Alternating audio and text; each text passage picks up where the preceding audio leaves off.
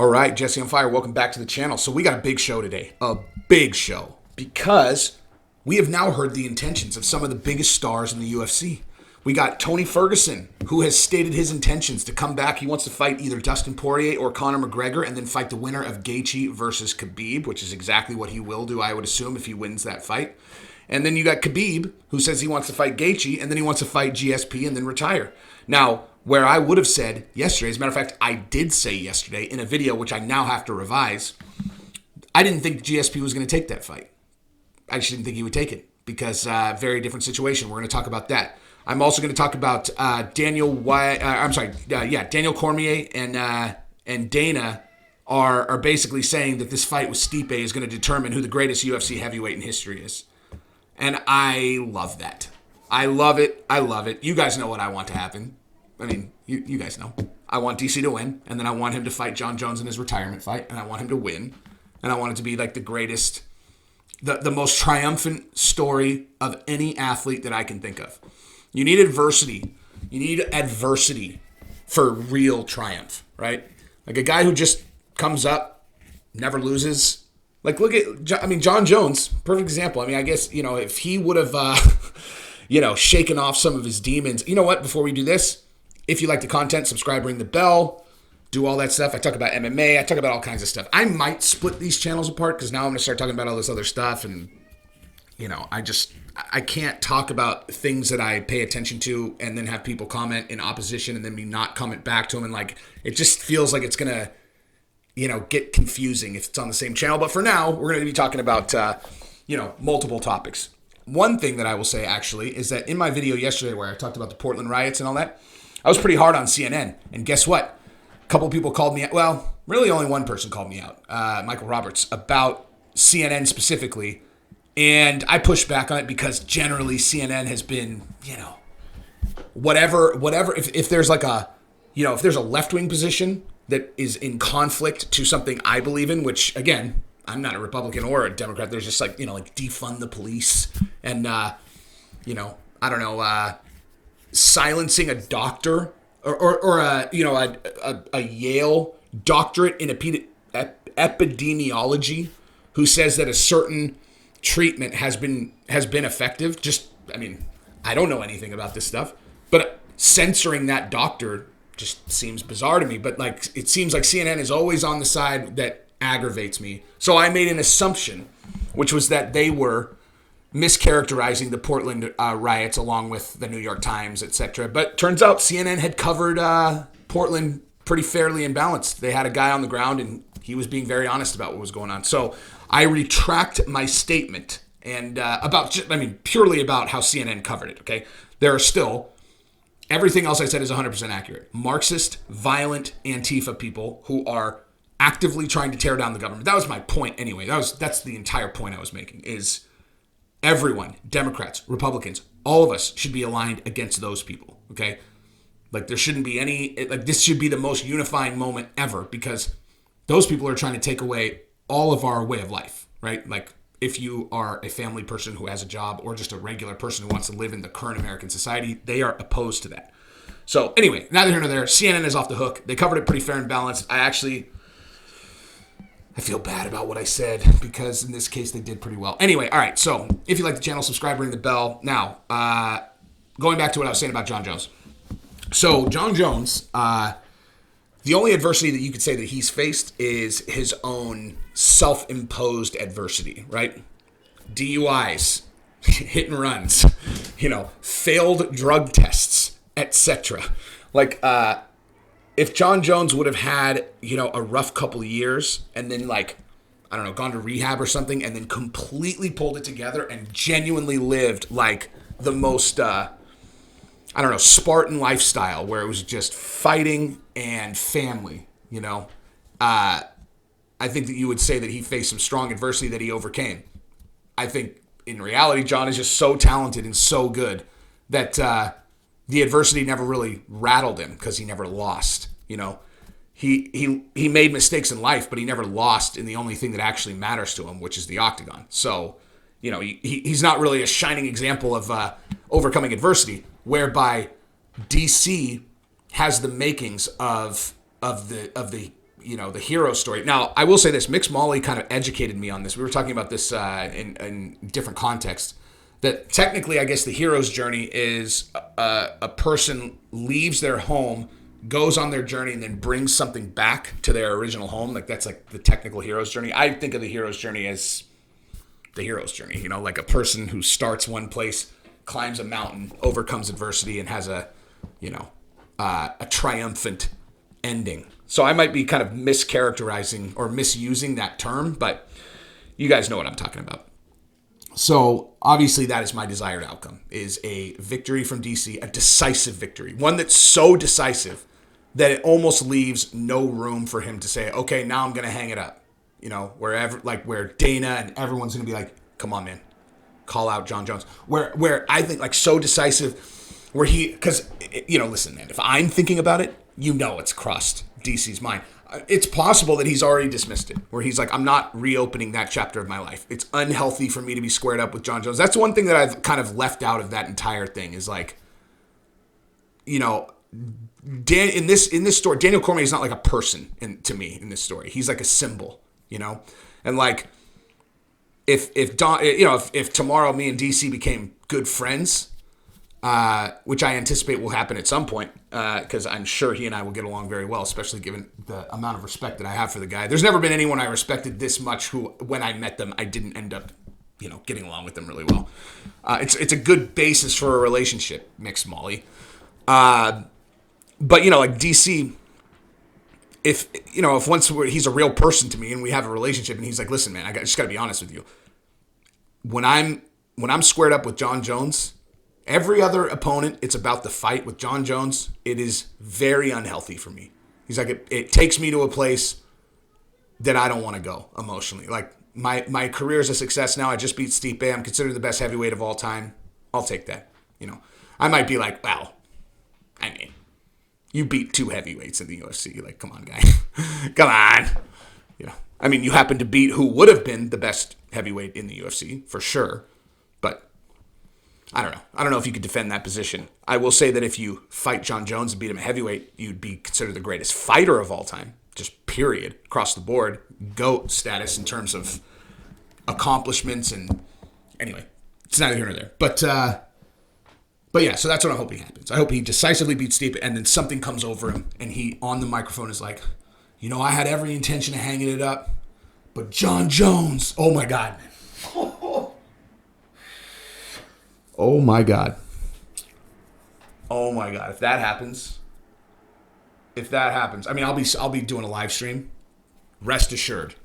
If that happens, okay, like just in advance, if that happens, where DC wins and he wins decisively, and he's on the microphone, and he's got the belt, and he's like, I came into this fight with every intention of hanging it up, but standing here in front of you as the heavyweight champion of the world, I've got one last fight. And the only person that I still need to beat is Jon Jones. Jon Jones, get your shit together. Let's go. You will just watch. You'll literally watch me in my chair just melt into like a puddle of clay. Or I'll just freeze. I'll be like, it'd be the greatest thing ever. Literally would be the absolute greatest thing ever.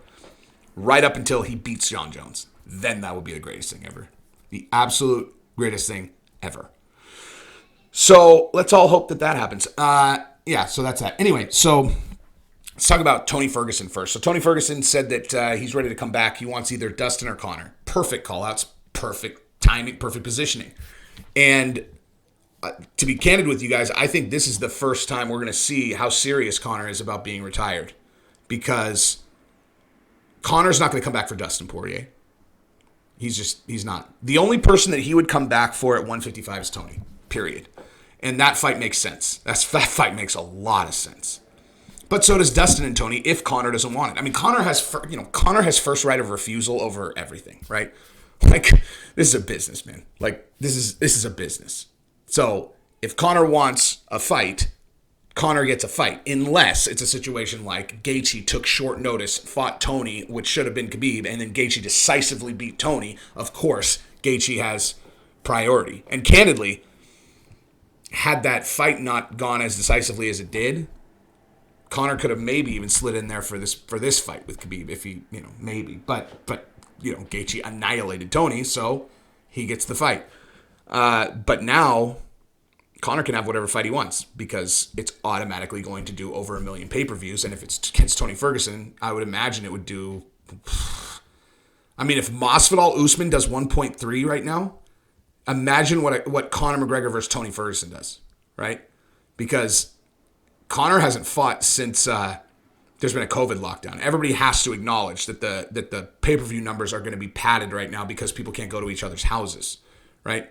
Every person who decides they absolutely need to watch this fight, they got to watch it at home for the most part. I mean, I guess like we're at a place now where a couple people might go to someone's house, but like under normal circumstances, that UFC 251, I would have had, I would have had I don't know, at least six families over, tons of people. And I would imagine that at least 4 of those families watched the fight anyway.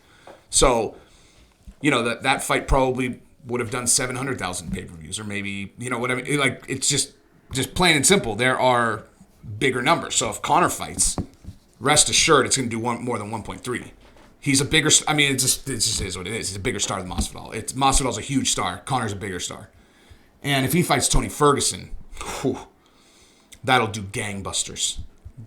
I would imagine their estimates would be a minimum of 1.5. That would be like if it was under that, they would consider it a failure in the current climate. Would be my guess. And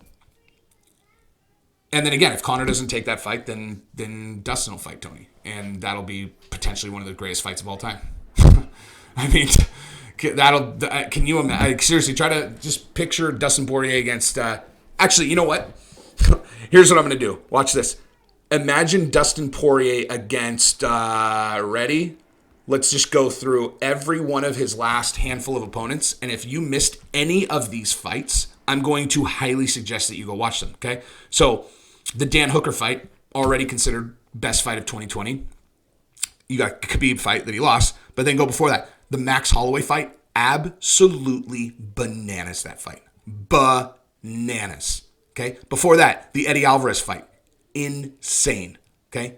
Insane that fight. The Justin Gaethje fight, absolutely insane.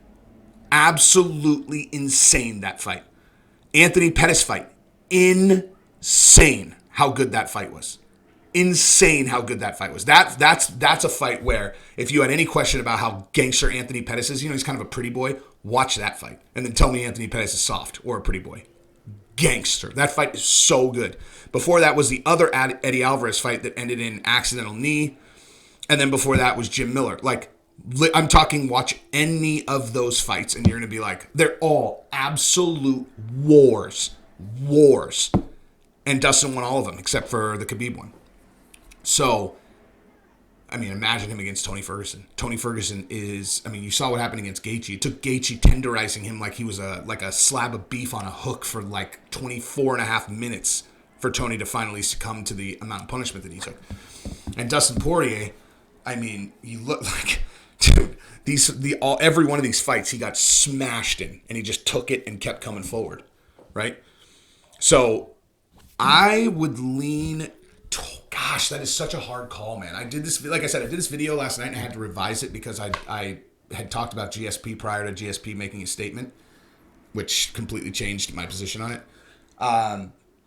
But man, like I said last night that I was leaning towards Tony, but as I think about this right now, I have no idea, man. I have absolutely no idea because there's too big of a question mark around Tony's ability to recover from that fight with Gaethje. He took so much damage in that fight. Took so much damage. And I think that the less experienced eye is going to watch that fight and they're going to think to themselves, well, he didn't even get knocked out in that fight. Like, why would you think he's going to be easier to finish now? Right? He didn't even get finished in that fight. Like, he was still trying to fight and he didn't even get knocked out. And I hear you. Believe me, I hear you. But what I'm telling you is I have, if that's your opinion, I've probably watched a lot more fights than you have, and watch this sport a lot more than you have. Because here's the reality, okay? When guys fight in wars like that, when they're past 35, even past, I mean, dude, even like 33, 34, when they're in their mid to late 30s and they go through a war like that where they take that amount of damage, I honestly cannot think of an example of a guy who came back the same. Like, literally not one. Like, literally not one. All of them, you can see that as the catalyst of the beginning of their decline. Now, it's not like they go from that war to immediately just get beat by everyone. But a lot of guys that were at the absolute top of the heap, that's where you see them start to slide. Is if you can identify an absolute war where they took so much punishment, they basically collapsed underneath it. That generally, if you watch the subsequent fights after that, you see that they've lost a step. Like they've lost a little bit of something. And the amount of damage that Tony took in that fight certainly is up there as high as any other fight that I've ever seen. I mean, the only fight I could think of that would even be in the conversation would be Rory McDonald in the second Lawler fight. I mean, where same exact thing. He took so much punishment and then he just literally collapsed. Like he collapsed, his body collapsed. Like his mind was still saying, let's fight. And then his body just crumbled. It was like the body had taken too much damage where he just couldn't go anymore. And that's exactly what it was like with Tony.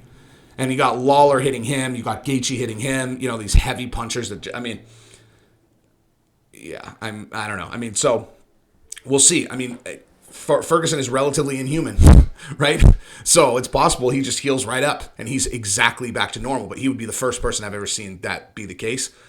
And if that is the case, then I like him against Dustin, just because his elbows are so sharp, his hands are so hard. He's turned his body into like an instrument of destruction in every way that you would define that. And so, I mean, if you're looking at that fight as like two guys that are going to get hit to take shots, and you're like, okay, so which one of them is going to be able to take more until they collapse? That's a really hard one to bet because historically, I mean, at least in the last 3 years, both of them, no one's been able to really finish them off, and they've taken a ton of punishment. So who knows?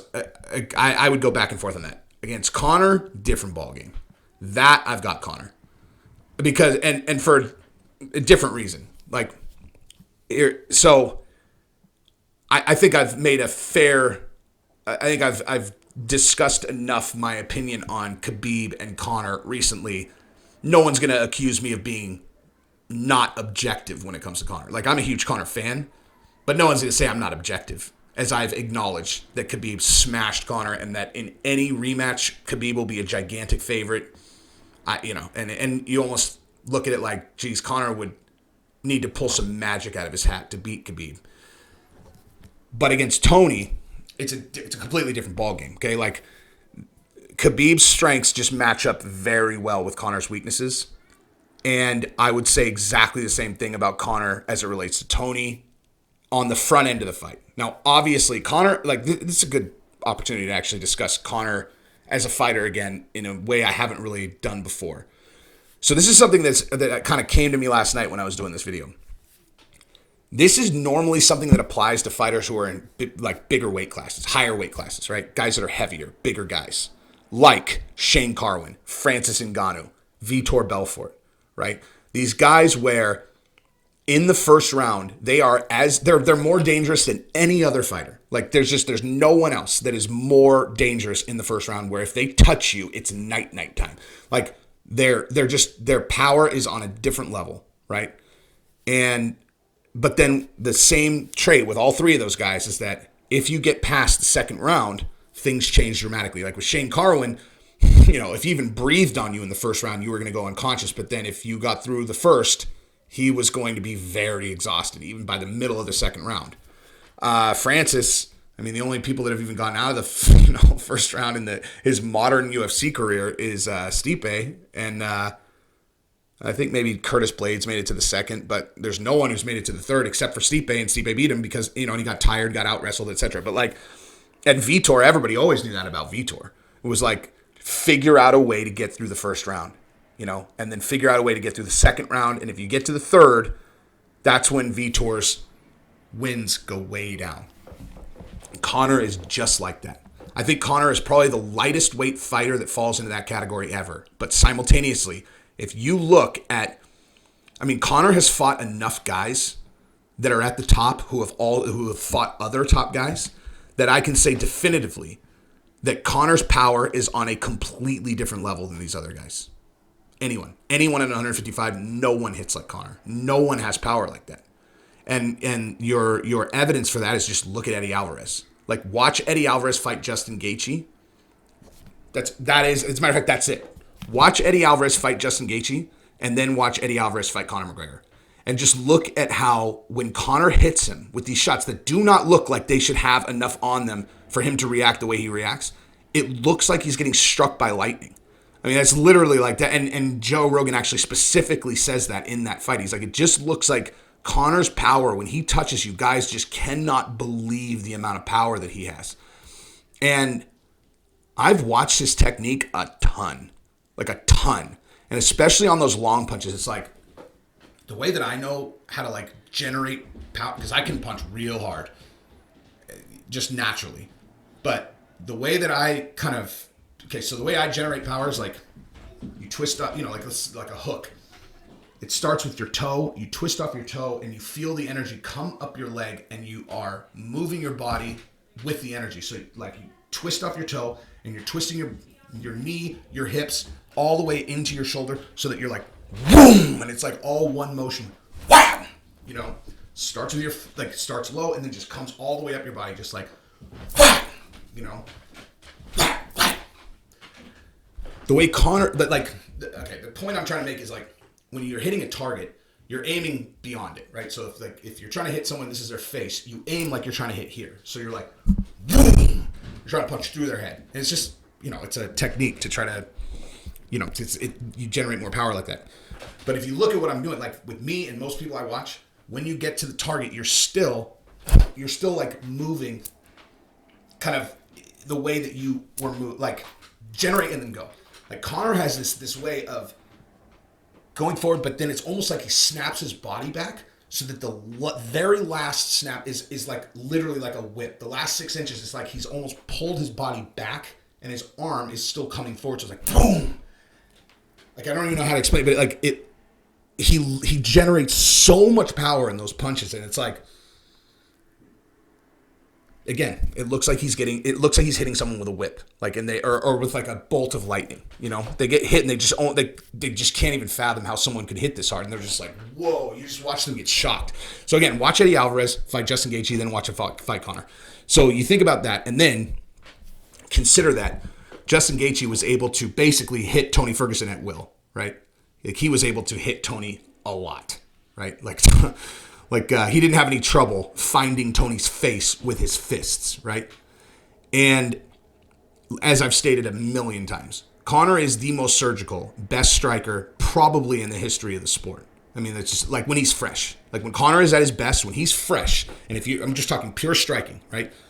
People love talking about this Khabib thing, man. Like when I said, I did the video the other day where I was talking about Khabib having the edge on Conor, and I was actually talking about Khabib's boxing looking so good, and I'm confident Khabib could potentially knock Justin Gaethje out, maybe if he caught him. It's possible, right? And people are like, well, you got to consider Khabib knocked Conor down, and I'm like, okay, again, an untrained eye, like a biased untrained eye also was like, boom. I completely understand why that would make sense to a person, right? Like, it's like you're watching that fight and you're like, oh, Conor's supposedly the best striker, and somehow Khabib knocked Conor down. Conor didn't knock Khabib down, so Khabib's a better striker. It's like, no. Khabib is so much better on the ground that you watch just watch it. Like when Conor gets hit with that overhand, he's looking at Khabib's torso. He's waiting on the shot, and Khabib comes in like he's going to go for the shot, but the overhand's right behind it. So Conor is getting ready for the shot, and Khabib has a hidden overhand. It's a great punch. An excellent strategy given that he knew. It's not like it wasn't lucky. It's not like don't get me wrong. It's not a lucky punch.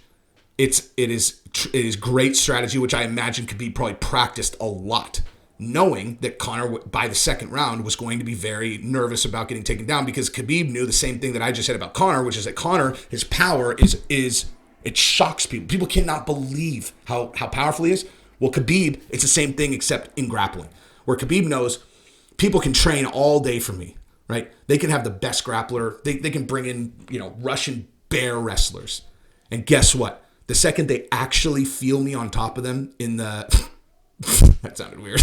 But the second that they feel the second I'm actually on top of them in the octagon, they're like, oh shit. Same thing as like getting hit by Conor the first time. And they're like, oh my God, the hype is real. With Khabib, he's like, oh, they're going to feel the hype is real. Like, the hype is really real. There's no one you can bring in that's going to be able to mimic me grappling. No one. You can literally no one. There's no one that you're going to be able to bring in that can mimic my MMA grappling. I'm the best MMA grappler probably ever, right? So he knows that. So he knows that by the second round, his opponents are going to have to be concerned about that, which means he can train things like fake shot overhand right. That's much more likely to land than if they're just in like a stand-up exchange and he tries to throw an overhand right that Conor would slip and then counter, right? So, yeah, I mean, bottom line is this. Conor is the best striker. The best pure striker that I've ever seen in mixed martial arts for sure. And Tony has blaring gaps in his striking defense. And everyone's always known that. It's just that he's the boogeyman. He just keeps walking forward. He can just eat the shots, and he's going to make you hurt. His hands, he's probably sharpened his knuckles into like razor blades. Like, I've seen him, every professional fighter does that. All the smart ones, they'll take their elbows and they'll, beat them up on steel. Same thing with their knuckles. You harden the bones. You strengthen and callous the bones, where they're going to be, so they're stronger and they do more damage when you hit people with them. And I honestly believe that Tony has dedicated his entire life to turning his body into the most finely tuned weapon possible. So I think his hands are sharper and harder than everyone else's. I think his elbows are harder and sharper than everybody else's, knees, everything. And so, he's like the way that Conor, because he's such a good striker, has never really had to make sure that his cardio is amazing past the third round. Tony has never really needed to develop incredible striking defense because he'll eat the shots to give him. It's literally the exact same thing. And but against Conor, you can't eat shots like that unless you're Nate Diaz. Listen, Tony Ferguson has an incredible chin. No one has a chin like Nate Diaz. No one has a chin like Nate Diaz. And Tony, if he eats shots from Conor, he's going to sleep. And I actually think Conor will knock him out in the first round, and then people will go. And then Khabib will have to fight Conor. That's the thing. And that if Conor comes back to fight Tony, it'll be because once he beats Tony, Khabib has to fight him. So we're going to find out how bad Conor wants that Khabib fight. Because now, especially, moving on to the next topic, Khabib said he wants GSP after he beats Gaethje. Now, that is certainly a reason to root for Khabib, right? And I think he's got his hands full with Gaethje for sure.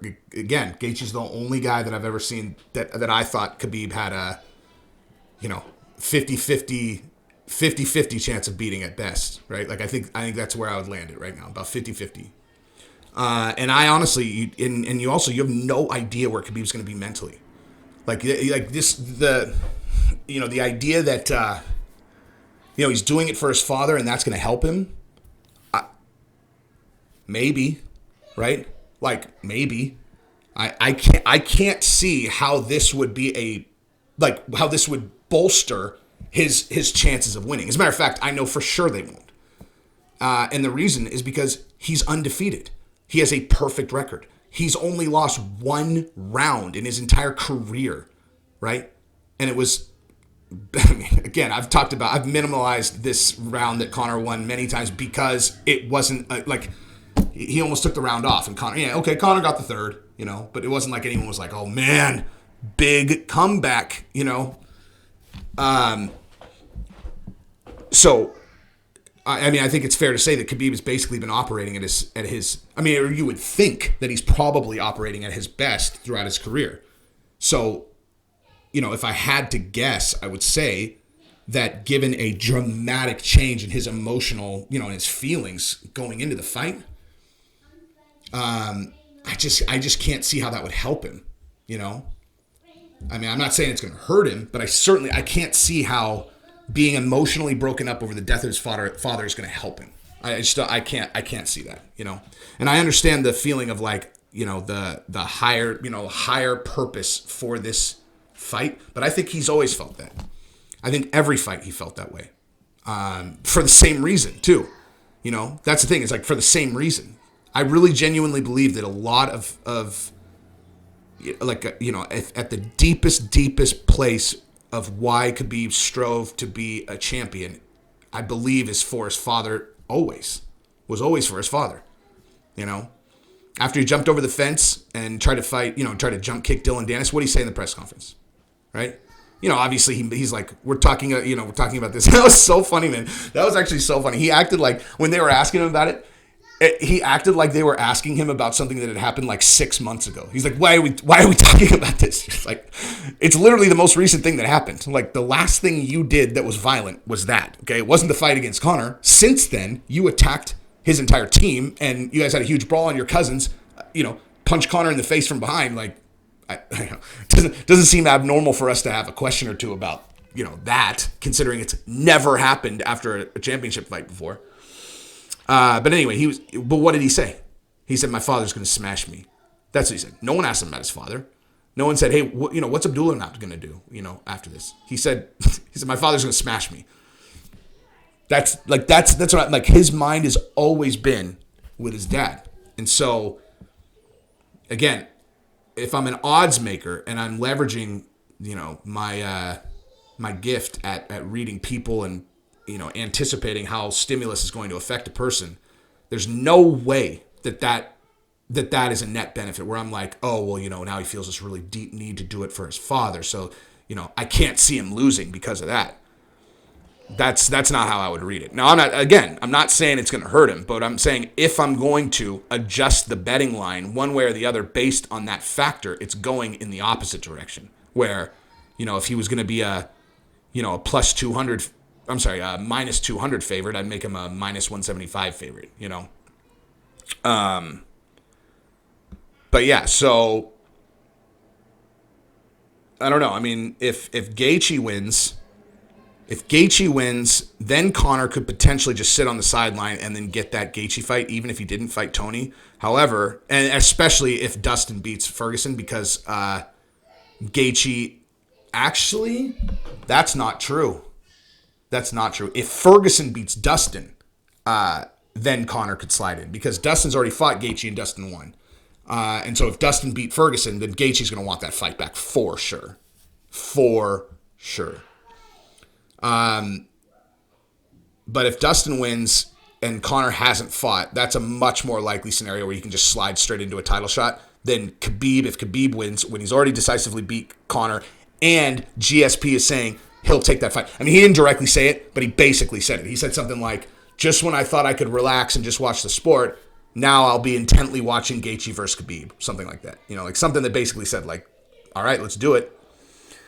So, yeah. I mean, listen. Bottom line, anybody, I mean, I don't know what I would assume they would fight at 170.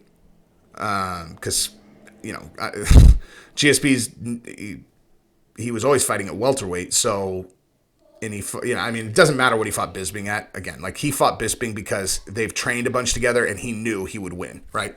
Like, you guys know, dude. Any of you guys who train, like, if there's a guy who trains at your gym and you've been in class with them a million times, you've sparred with them a million times, like, you know which guys that you have their number, and it would take you having partied for 4 straight days and just being like in outer space for them to get the better of you. You know who those guys are. And it doesn't mean they're not good fighters. Some people are just bad matchups, whatever. Or sometimes you're just way better than them. GSP, he just knew. Like, he had trained enough with Bisping to know that they could fight 100 times and he was probably going to win, 99 and a half of them, So he's like, yeah, I'll come back at 185. I'll fight Michael Bisping. And Bisping's like, hold up. I get a piece of the pay-per-view and I'm going to get a piece of GSP's comeback fight. I mean, Bisping did everything he could to, like, delay, hold on to the belt so that he could get that fight. And it worked out for him. He deserves it because that's the fight business. That's the fight business right there. Now, for Khabib, he knows there's a bigger payday with Conor, or at least as big of a payday, and probably a much easier fight for him. But GSP, that's a legacy fight for him. So that makes perfect sense to me why Khabib would want it. Khabib already has all the money he needs for generations, right? Yeah, so the GSP fight makes a lot more sense for Khabib. But, you know, I mean, I just don't see how anyone could possibly put money on Khabib. I'm sorry, on GSP in that fight. Like, you know, again, GSP, like Bisping is a phenomenal matchup for GSP. Khabib is not, right? Like, I mean, if GSP can keep that fight standing, you know, maybe. But the bottom line is, dude, he's so out of, like, he hasn't been fighting, like, he fought once since like 2013 or something, you know? And just because he came back and he looked good in that fight, again, that's one fight. That's one fight in a different weight class, and it's been 3 years since then. Like, just 3 years off on its own is a huge amount of time off. And he's going to come back and fight Khabib. And people are going to be like, oh, but it's GSP. It's like, okay, well, he has one fight in the last 7 years and 3 years since his last fight. Okay? There's no way any smart person can bet on him. Now, I'm not saying he won't win. He can't win or anything. But Khabib's for sure the favorite in that fight. For sure the favorite in that fight. And everybody that's at AKA says, you know, Khabib manhandles light heavyweights. That he's that strong. So, you know, if he fights at welterweight, there's not going to be like a, you know, oh, wow, you know, there's going to be this huge strength difference. That's a huge myth, too. That, like, if you go up a weight class, then all of a sudden you're going to be at this huge strength disadvantage. Do you understand how much stronger I am when I'm 10 pounds heavier? I mean, a tremendous difference in my strength if I'm 10 pounds heavier. 15 pounds heavier? I mean, I am way stronger. So that's the different version of myself. So just because I, you know, was holding my weight at a certain level to make a certain weight class, you know, then I go up a weight class. That doesn't mean that, like, people who are in this weight class are automatically going to be way stronger than me. Now, I have had conversations with guys who are wrestlers who have said that if they don't cut weight when they fight guys who are cutting weight, that they're just too strong. But in Khabib's case, going from lightweight to welterweight, I can't see that being a huge factor in the fight. The only factor I can see is just that GSP is such an amazing wrestler that he might be able to hold Khabib off and then keep the fight standing, and then we'll really get to see how good Khabib's new stand-up is. So the only other thing I wanted to talk about is, well, actually, I take that back. There are two things I wanted to talk about. So number one is that Cody Garbrandt is being serious about going down to 125 and fighting Figueredo. And man, that is exciting. That is a scary fight for Cody. I mean, it should be a scary fight for Figueredo too. But a guy who has, you know, taken a couple of knockout losses, like, just because that guy's at 125, because that's kind of the whole point. Is dropping another 10 pounds. When you saw exactly what happened with TJ. The second he got touched, he was like, whoa.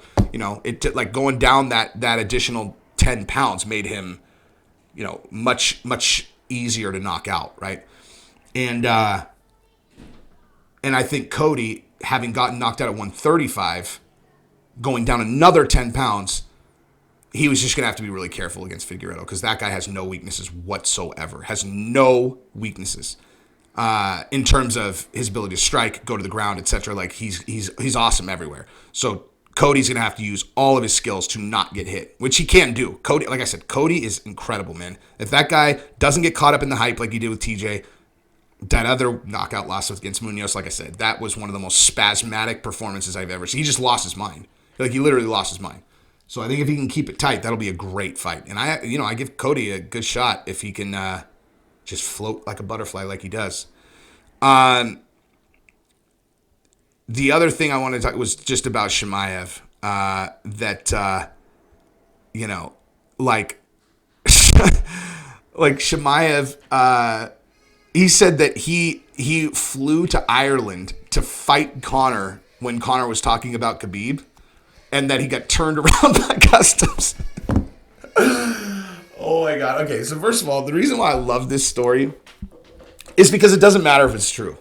It makes no difference if it's true. Because if it's true, that's amazing, dude. Like, Conor's talking about Khabib. Like, let me tell you what I think is so funny about